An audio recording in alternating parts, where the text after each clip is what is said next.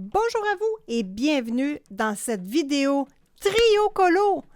Eh bien oui, dans cette vidéo, je veux faire un duo avec ma copine dans l'atelier de Marilyn et un trio avec vous. Moi et Marilyn, on a décidé de vous ouvrir ce défi-là pour que vous puissiez travailler avec nous. Première question. Avez-vous le goût de travailler dans le Luna de Maria Troll? Eh bien, si vous voulez voir comment participer, je vous suggère d'aller rejoindre ma copine dans l'atelier de Marilyn et d'aller vous abonner à sa chaîne. Donc, de cette façon-là, elle a déjà tourné la vidéo pour savoir de quelle façon vous pouvez participer. Et en même temps, nous avons 8 questions pour vous. Donc, moi, ce que je vais faire, c'est que je vais répondre aux 8 questions avant de vous dévoiler le coloriage et ensuite, je vais répondre encore une fois aux 8 questions quand je vais avoir complété le coloriage. De cette façon-là, vous allez pouvoir voir qu'est-ce qui a changé, s'il y a des choses qui ont changé, puis je pense que ça pourrait être intéressant pour nous de comprendre le fil créatif en fait, mon fil créatif. Et ma copine Marilyn va faire la même chose. Voici l'illustration choisie. Donc, c'est une petite illustration cette fois-ci. Donc, une page, pas de double page. On fait ça simple. Une illustration que nous pensons quand même assez facile à réaliser et rapide. Vous savez que je suis une escargot. Donc, je me suis préparée d'avance, évidemment. Donc là, je réponds aux 8 questions. Elles sont en description de cette vidéo et vous avez également le livre Luna de Maria Troll en lien amazon.ca.fr si vous ne l'avez pas et que vous voulez vous le procurer. Donc, les questions sont dans la description et le lien de la vidéo Trio Colo de ma copine dans l'atelier de Marilyn, je la mets également dans la description. Et s'il vous plaît, allez vous abonner à sa chaîne. C'est super important pour qu'elle puisse faire des lives. Pour elle, ça va être plus facile. Donc, je débute avec la première question. Pardon. J'ai encore un bon rhume. Je vais prendre une gorgée à votre santé. J'ai encore mon rhume et j'ai un mal de dos incroyable. Donc, j'ai trop toussé. Bref, les vieilles personnes, c'est pas facile. J'ai un aveu à vous faire. Le coloriage est fait. Donc, je vous montre une petite partie, donc le contour du coloriage. Mais on va faire comme si je ne l'avais pas fait. Mais comme je suis une escargotte et que ça me prend du temps terriblement, j'ai dit à Marilyn, je vais le faire d'avance parce que moi, c'est trop long, ça n'a pas de bon sens, c'est pas agréable pour les gens. Donc, je vais faire le colo tout de suite, comme ça, le projet, il va pouvoir aller de l'avant. Marilyn va faire le coloriage et vous allez faire le coloriage en même temps. Donc là, je fais pareil comme si je n'avais pas colorié et je réponds aux questions.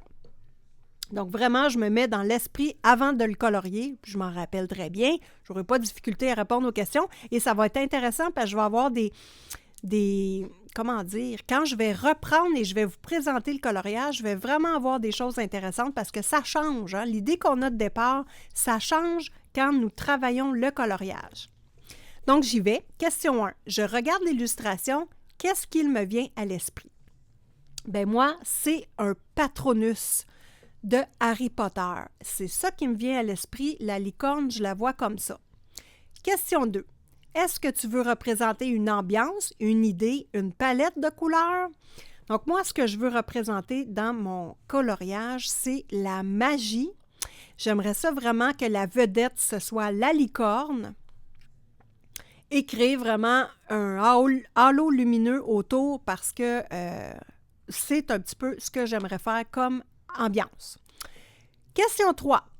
Vas-tu prendre un modèle, un style, un colo en référence? Et si oui, où l'as-tu trouvé? Donc moi, je vais prendre, dans le fond, mon idée de départ, c'était vraiment un coloriage que ma copine Marilyn a fait.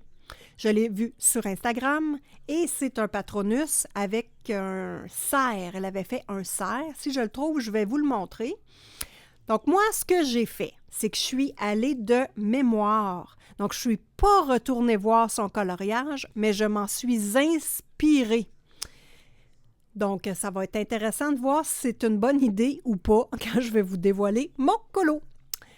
Ensuite, question 4. Raconte-nous l'histoire de ton coloriage. Bon, l'histoire de mon coloriage, c'est né d'une amitié avec moi et Marilyn. Depuis 1 an, on se parle par Instagram, par vidéoconférence.